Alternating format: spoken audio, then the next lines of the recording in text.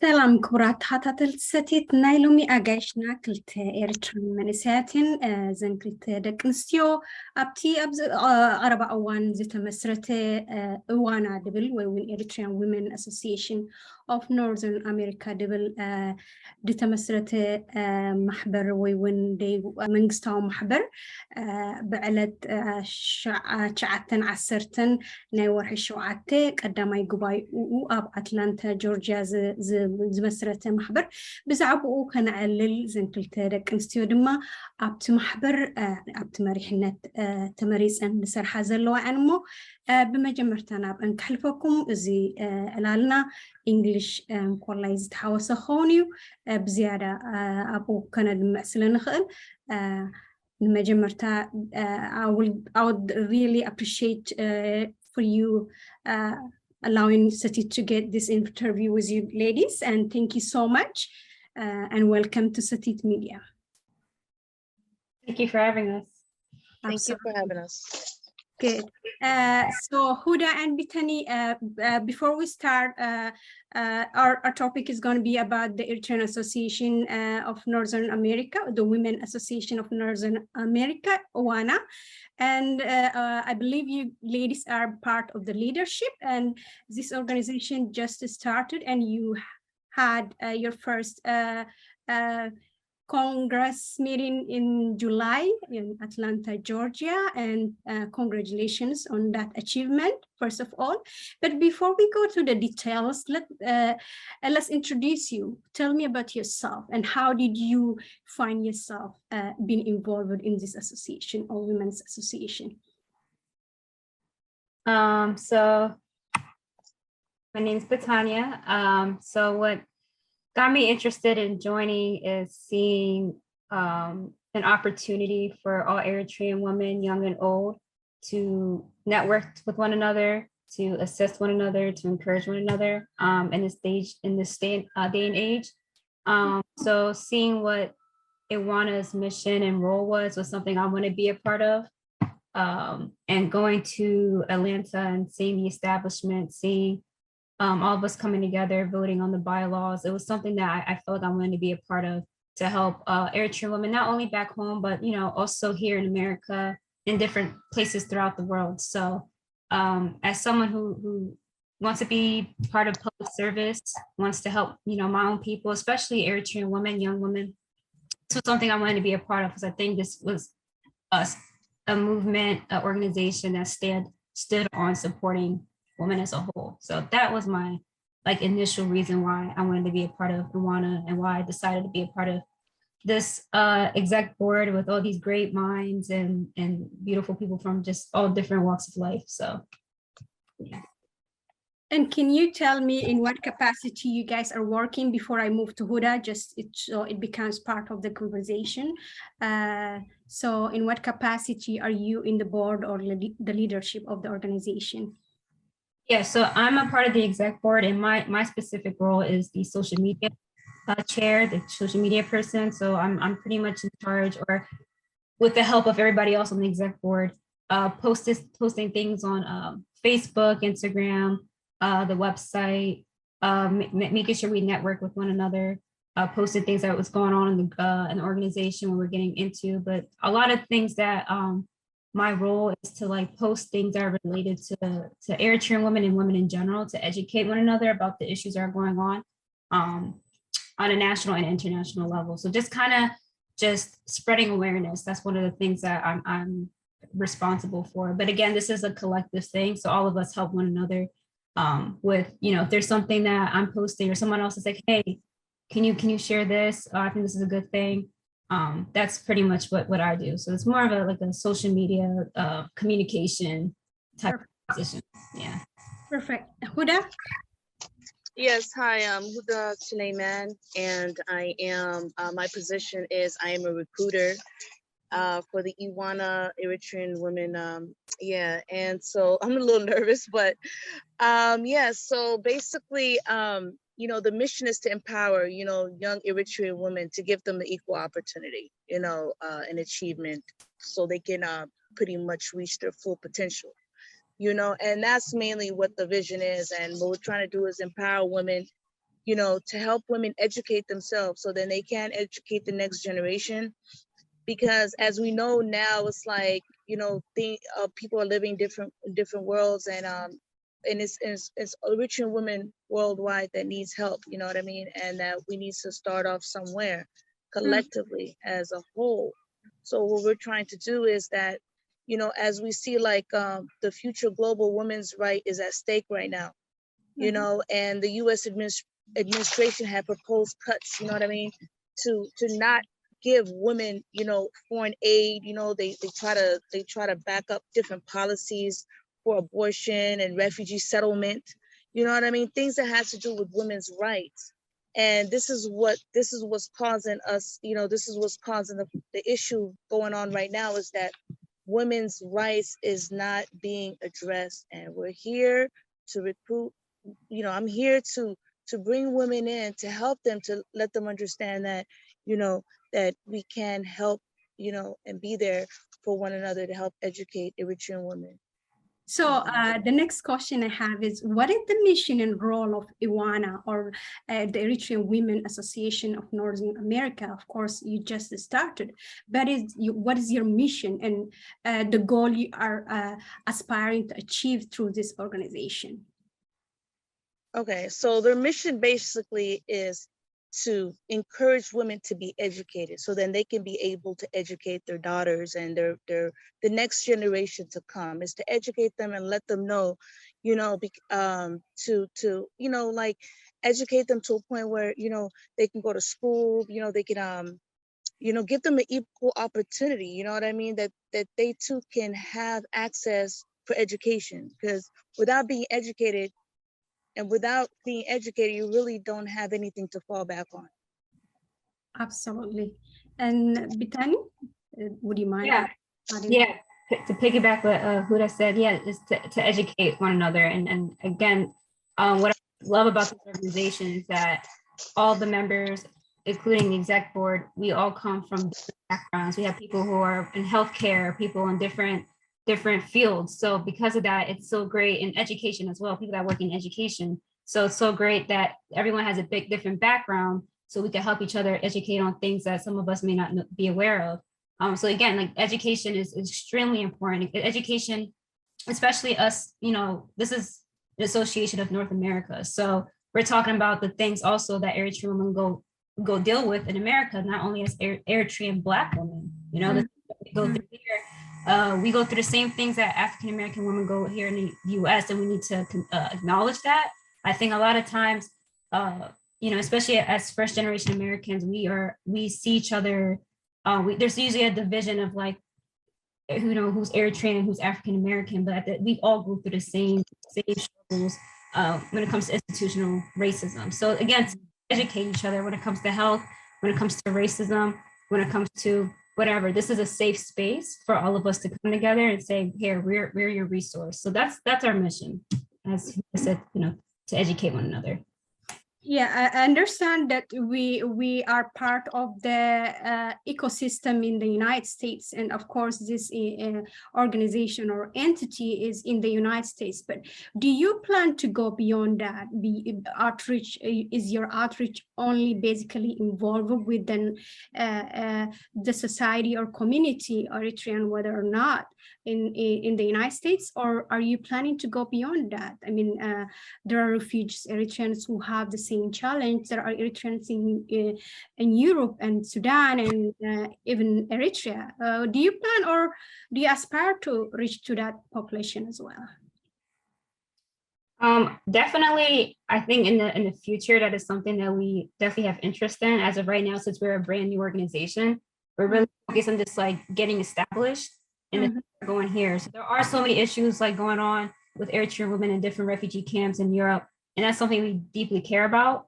But in order for us to be to assist other throughout the road, we have to first make sure that we're established. But that is something in the future that we definitely that we're interested in, want to help in. Huda, do you have anything to add to that, or should I go to the next question?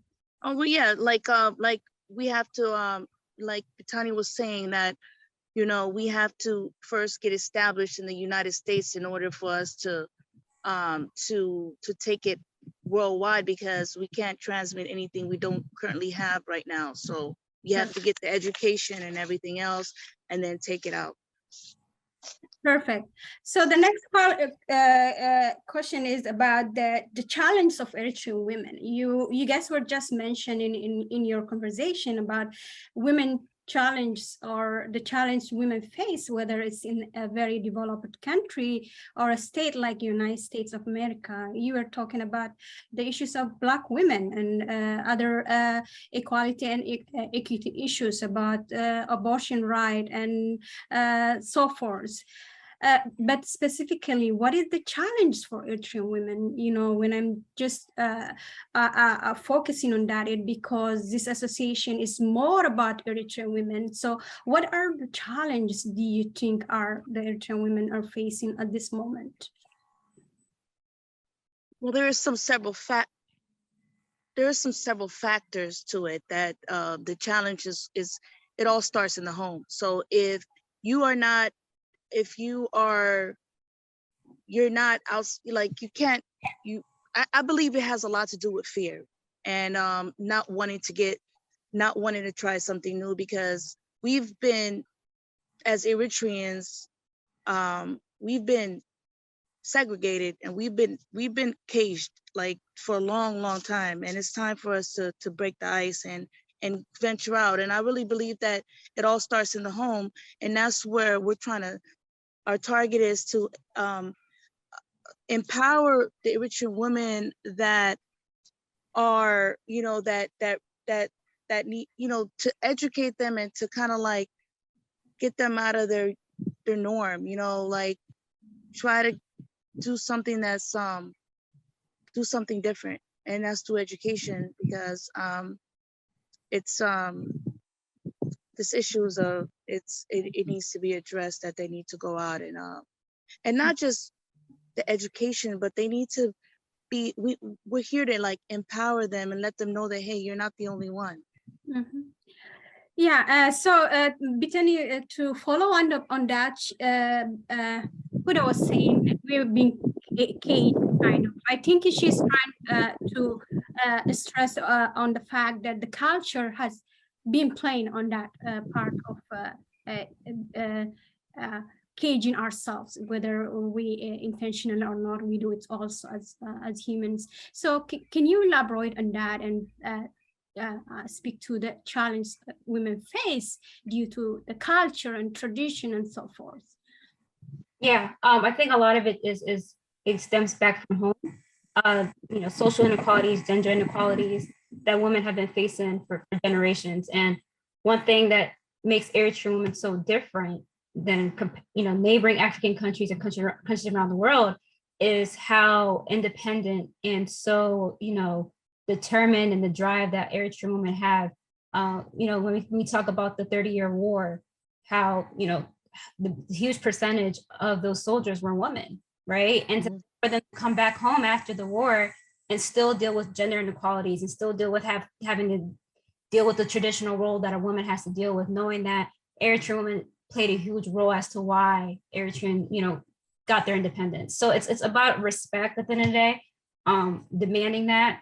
So there's key challenges that women still face when it comes to education, when it comes to equal access, when it comes to resources, when it comes to health, right? When it comes to women's health, women's reproductive rights, all those things are stem from a cultural aspect, I believe. So this is something that stems from back home. And I think that it's something that we're seeing here in the US, it's something that we're seeing in different countries throughout the world. So I think the key challenges is just having that voice, having that resource, having that space to know that you are being heard and your rights are valid. Excellent. So when we talk about women and involvement in associations or organizations, we rarely see young women like you, and this is something to really inspire others, as well as make me proud that young ladies like you are part of this organization and trying to make a change or bring change to women like them, their sisters and their mom and so forth.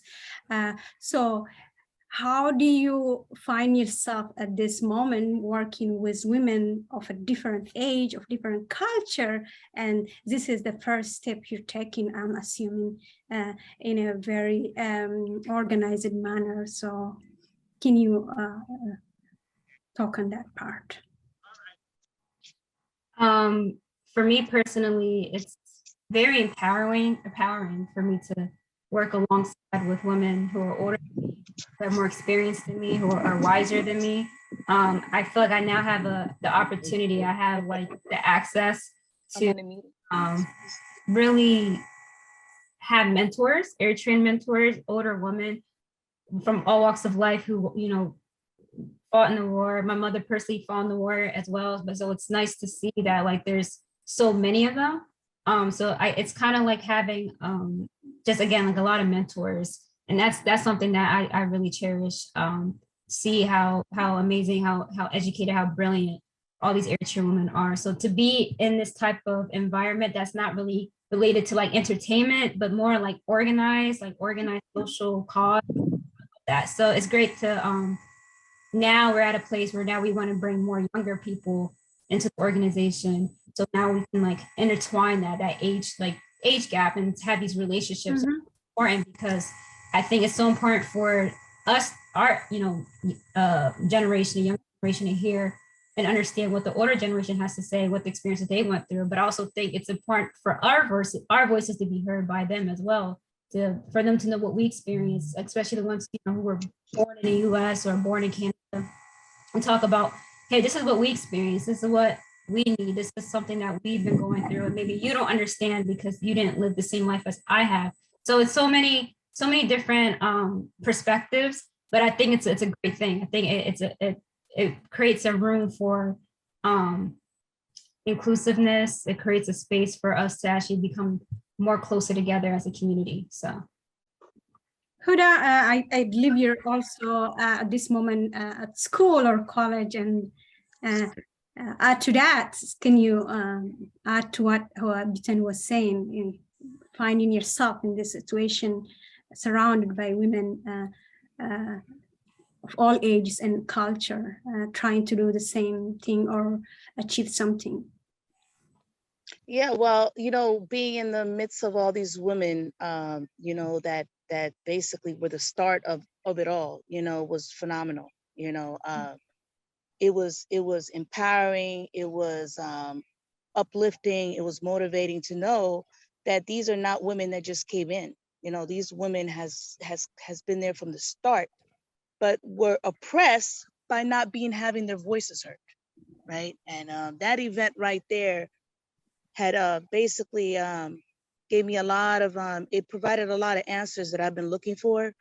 And to be there and to witness this, I mean, my mother fought in the war.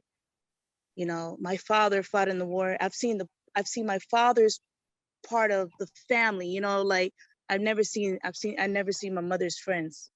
For back to 30 years. So that was the first time.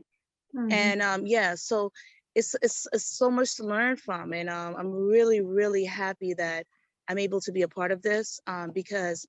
I mean, we had women from like administration work, back in the day, to women that used to work in clinics, for all the army people and everything. So it was very and those are the people. These are the women that have the knowledge and the information to put the pieces back together, because when it comes down to it, it's each one teach one. So we learn and we give it away. Perfect. At this moment, definitely your moms or the ladies who are there, they share many aspects, and you ladies also share many aspects, which is different due to you guys been raised in a different culture. Regardless of the home, there is the external culture, school, and the American melting pot, and so on. So is there a connection? Of course there is a connection, but is there a spot or a link that could be missing?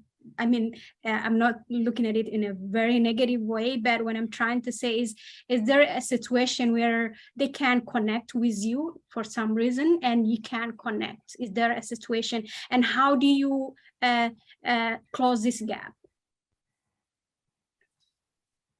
That's a good question. There's definitely at times there's definitely a disconnect, of course. Being born, raised here, and them coming here, there's obviously going to be something different. And to specify it, I think a lot of it is, as young people, we live in a melting pot.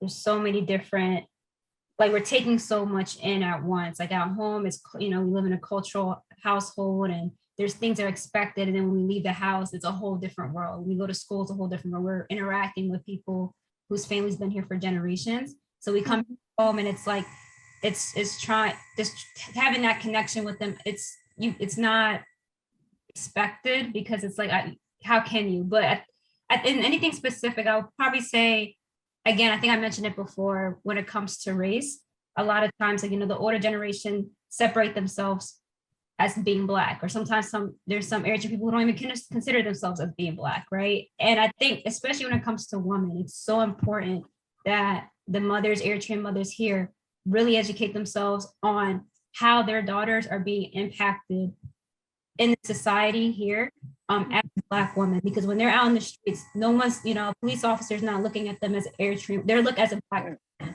So like, they have to educate themselves, like, how's my daughters and even my sons are being impacted by these social, we're not even acknowledging, because we didn't have to deal with that back home, or, you know, we brought our kids here and think, okay, you're Eritrean and that's it. But no, we have to face this whole world that, you know, that they didn't really have to, I guess, deal with or understand the dynamics of it.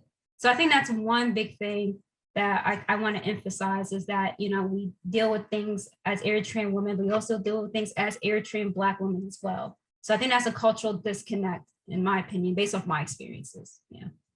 Huda. Are you on mute? Apologize, this background noise. But in my opinion, no, there is a setback at times. There is a disconnect, because you have a group of women, Eritrean women, that were born and basically raised in Eritrea, and then you have a different generation that was born in the United States. There is a cultural shift, because you have the Eritrean women that have a different mindset, and there's a mindset of 30 years back, and then you have the Eritrean American generation, which I call them, that have a whole different culture. You know, the culture, school culture, work culture, everything is not the same. So, and the thing about it, the challenges that we're going through now is that there is a where the disconnect comes, is that there is like it's a lot of segregation. Like, I'm from here, you know, your parents are Eritrean, they're from Asmara, you know, she's from Karan, but, you know, her children was raised in Karan, their children was raised in America. It's no unity, you know, there's no unity. So that's where, you know, they don't look at it like Betania was saying, as far as, you know, Americans, United States, you come here we come here to unite, not to you know, be divided. And the challenge is that, for instance, a lot of we as Eritrean American, I mean, I didn't forget my culture, but at the same time, my mindset is not the same as my mother's mindset. You know what I mean? Her mindset is different. See, we're here, we're evolving, we're learning. We're learning. A lot of our families are not they're not relearning things. They're not learning things because they don't want to admit that I don't know. Can you teach me? It don't stop at ESL classes. It goes beyond that. Mm-hmm. And as long as you're in that, and that's where Iwana comes in, is that we want to encourage and empower women to learn, to increase their education, to broaden the base, you know, instead of shrinking it, because that's what's going on right now. And this is not just culture speaking. This is education. When you're illiterate and you want to stay illiterate, there's no room for growth. And right now we're trying to grow. We want women to grow, to help us grow, and to kind of like to put all our differences aside just for one day. Imagine just if we put all our differences aside and forget about everything else and come as unity and be unified, it would be incredible. But because of this mindset is it needs to change. Yeah, and I think it's, to piggyback on what you said, I think it's important that we acknowledge but also appreciate those cultural differences. It should be considered as a beautiful thing that, yes, we're different, but there's so much we can learn from that.